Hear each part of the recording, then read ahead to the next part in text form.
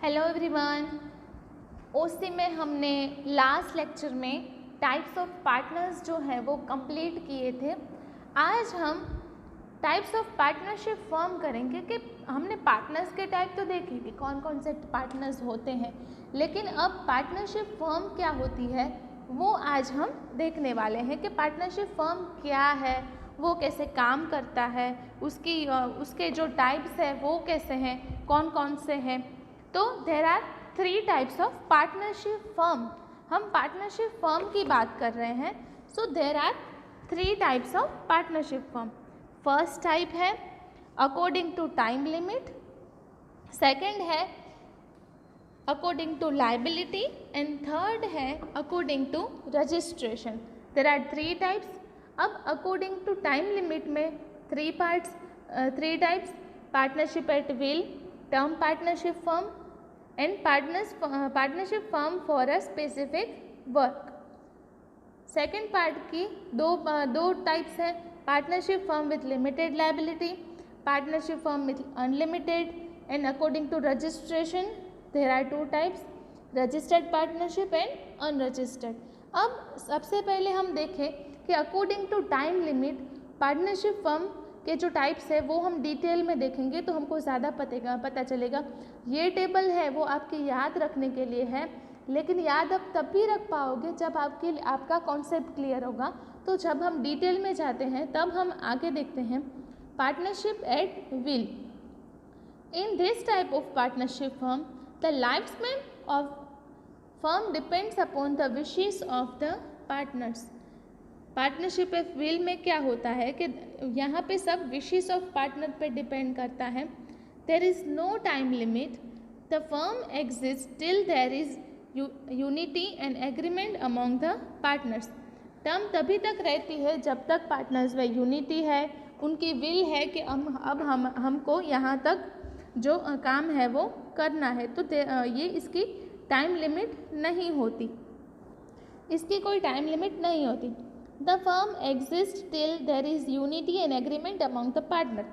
If any one of the partner wishes to dissolve the firm, then according to law, by giving notice, he can bring the dissolution of the firm. So कोई एक partner है वो उसको firm में नहीं रहना है तो फर्म का डिसोल्यूशन करना पड़ेगा। तो सबसे पहला है पार्टनरशिप एट विल कि ये टाइम लिमिट पे डिपेंड करता है। सेकेंड है टर्म पार्टनरशिप।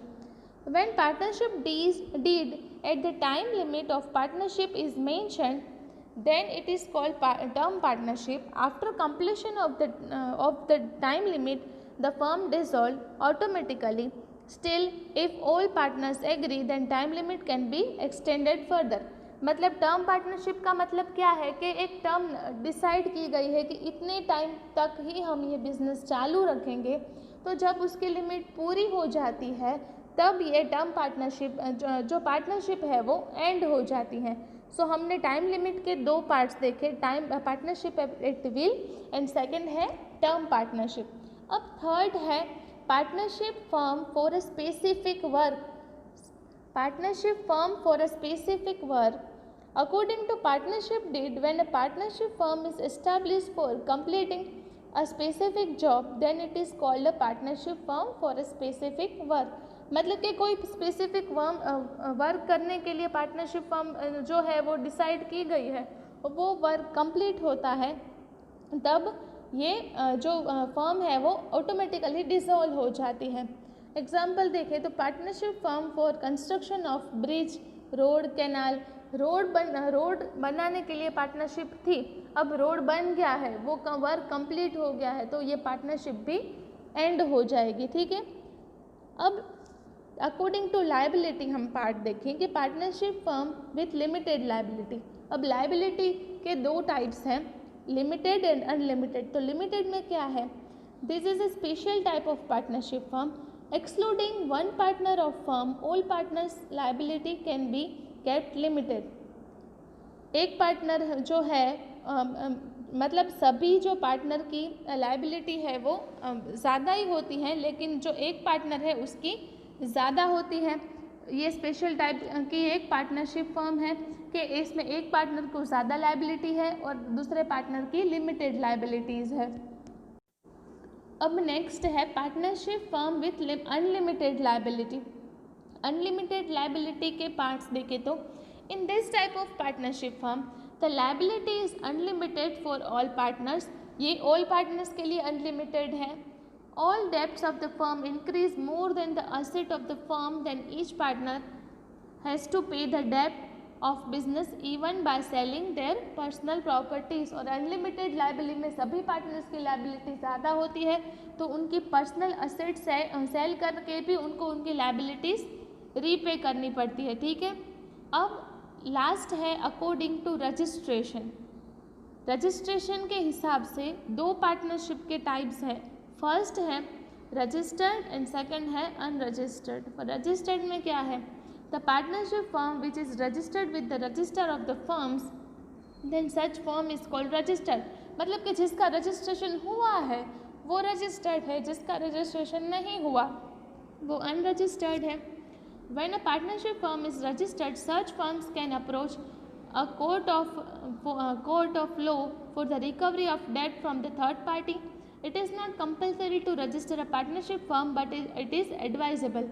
ये कंपलसरी नहीं है कि रजिस्टर करना है, लेकिन इट इज़ एडवाइजेबल क्योंकि ये अच्छी चीज़ है कि हम रजिस्ट्रेशन करवाएं।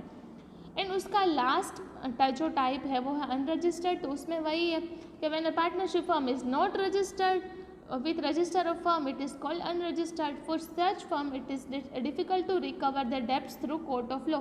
मतलब फिर जब उनके डेप्ट रिकवर करने होते हैं तब हम कोर्ट की मदद नहीं ले सकते हैं, तो ये डिफ़िकल्ट। सो आज हमने टाइप्स ऑफ पार्टनरशिप फर्म जो है वो कंप्लीट किया है। उसके 3 टाइप्स थे, वो सारे पार्ट्स हमने देखे, उसके सब पार्ट्स भी हमने देखे। आपको ये क्वेश्चन ठीक से समझना है और फिर भी कुछ डाउट है वीडियो फिर से देखना है, और फिर भी डाउट है so you can ask doubt. Thank you.